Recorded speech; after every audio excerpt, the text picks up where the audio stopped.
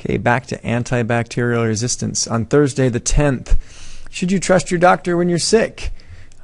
With the idea that we had learned a lot about antibacterial resistance, and there's a lot of forces at play over why we subscribe medications the way we do and why they're often missubscribed and mistaken. We want to investigate that. I ask you to do a quick entry task, 5-question form. I want to know what it is you remember from the article about antibacterial resistance. We go back to the know, understands, and do's from 2 days ago. Only you'll notice the do has changed. We're now going to work with microscopes. So our agenda is long because it's going to carry over until next Tuesday. Number 33, public service announcement. Make sure you've got a partner and make sure you have your login to your Powtoon account so you can work on that. Number 34 was the check for understanding. That was the entry task. It only took a minute or two to do that. We did it as a class. Number 35, microscopes. The room is surrounded with microscopes. Once you've passed the microscope quiz, which was assignment number 32 from last week, you're going to examine 4 of the different protist specimens that we have. You're going to make illustrations according to a proper microscope template, which is hanging on the wall in class. And then you're going to make a population sample,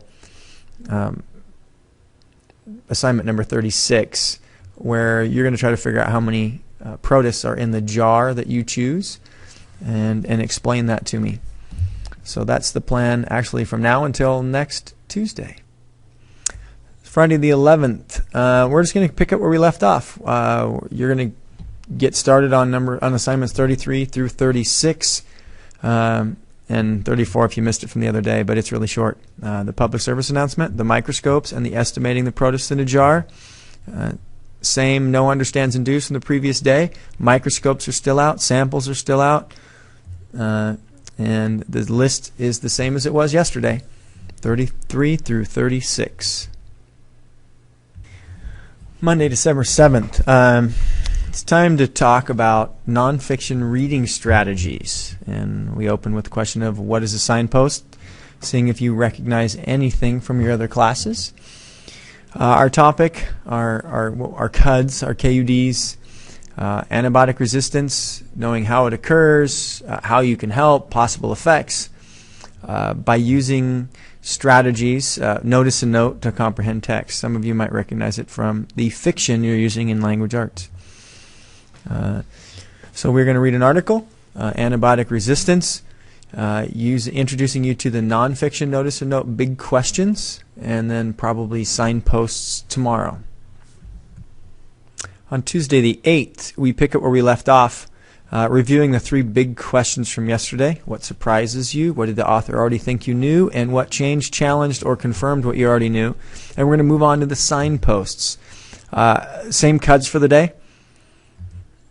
And after our article, in which we look for the 5 signposts, we'll watch a video, a SciShow episode on superbugs.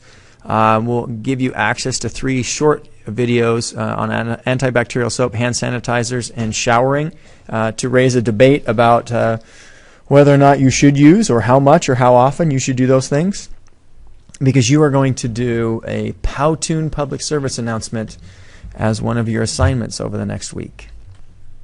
December 9th, switching up for a day. How do you get a computer to do what you want it to?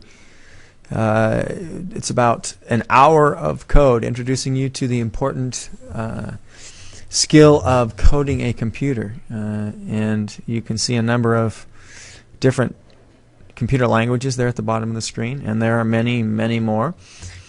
So the idea is that you know what code is, you have the understandings of, or the basics of a coding language of your choice, and it gets you to write some code. You're going to find a Powtoon partner and sign up with me, and that has to do with yesterday's topic of making a public service announcement.